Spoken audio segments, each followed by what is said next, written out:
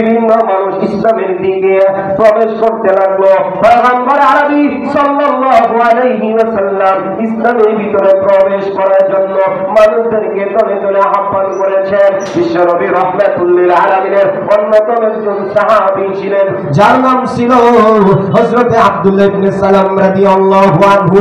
হযরত আব্দুল্লাহ ইবনে সালাম রাদিয়াল্লাহু আনহু যখন উনি ইহুদি ধর্মের বড় পণ্ডিত ছিলেন, বড় আলেম ছিলেন, ইসলাম সম্পর্কে ওনার কিতাবের ভিতরে পাইলেন বিশ্বনবী রাহমাতুল লিল আলামিনের সত্যতা সম্পর্কে পাওয়ার পরে যাচাই বাছাই করে বিশ্বনবী রাহমাতুল লিল আলামিনের নিকট গিয়ে ইসলাম গ্রহণ করলেন, মুসলমান হইলেন, ইহুদি ধর্ম ছেড়ে দিলেন এবং বললেন, ইয়া রাসূলুল্লাহ, ইয়া হাবিবাল্লাহ, ও আল্লাহর নবী, বিশ্বনবী রাহমাতুল লিল আলামিন, আমি আব্দুল্লাহ ইবনে সালাম ইহুদি ধর্মের বড় পণ্ডিত, আমার এলাকার লোকগুলা আমাকে বড় দামি মনে করে, আমি সম্ভ্রান্ত বংশীয় লোক, আমার শিক্ষা মর্যাদা, আমার ইজ্জত সম্মান এবং আমার কওমের লোকগুলা আমাকে সবচেয়ে বড় আবেদ মনে করে, বড় আলেম মনে করে।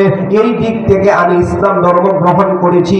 আমার ওই ইসলাম ধর্ম গ্রহণের খবরটা আপনি গোপন রেখে আমার কওমের লোকগুলার নিকট আমি আব্দুল্লাহ ইবনে সালামের ব্যাপারে জিজ্ঞাসা করবেন। বিশ্বনবী রাহমাতুল লিল আলামিন আব্দুল্লাহ ইবনে সালাম রাদিয়াল্লাহু আনহুর কথা মোতাবেক ওনার সম্প্রদায়ের লোকদের নিকট গিয়ে বলে, হে কওমের লোকগুলা, আব্দুল্লাহ ইবনে সালাম সম্পর্কে তোমাদের কি অভিমত? আব্দুল্লাহ ইবনে সালাম কেমন কেমন চরিত্রবান?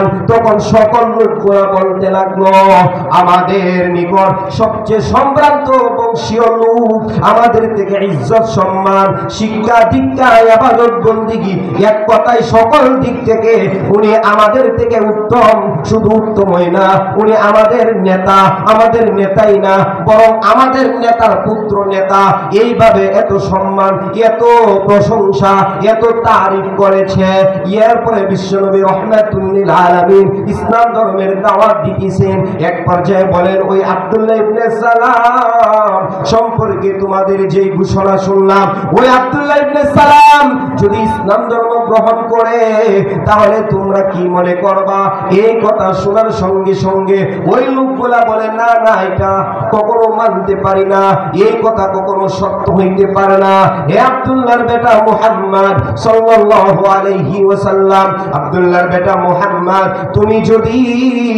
তুমি আমাদেরকে যেই কথার সংবাদ দিতেছো আমাদের নেতা সম্পর্কে, যেই নেতা ইসলাম ধর্ম গ্রহণ করেছে, এইটা সত্য হইতে পারে না।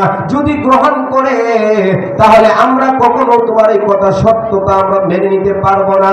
বলে, কেমনে মানবা না? আব্দুল্লাহ ইবনে সালাম যদি গ্রহণ করে, এই কথা বলে আব্দুল্লাহ ইবনে সালাম ইসলাম ধর্ম যাতে না গ্রহণ করে, এইভাবে নিষেধাজ্ঞা এবং এই সমস্ত কথা তারা অস্বীকার করতেছে, ইসলাম ধর্ম গ্রহণ করতেই পারে না। এরপরে আব্দুল্লাহ ইবনে সালাম রাদিয়াল্লাহু আনহু বিশ্বনবী রাহমাতুল লিল আলামিনের পিছনে ছিলেন, আড়াল ছিলেন।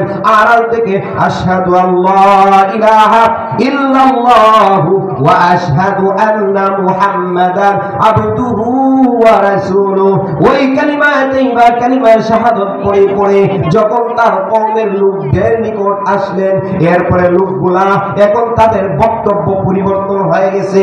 এরপরে বলতেছেন, আব্দুল্লাহর বেটা মুহাম্মদ, আমরা একটু পূর্বে যে তারিফ, যে প্রশংসা করেছি, আমাদের মধ্য থেকে আব্দুল্লাহ ইবনে সালাম, সে তো তেমন শিক্ষিত লোক না, তার আচার চরিত্র ভালো না, সে তো মূর্খর বেটা, মূর্খ।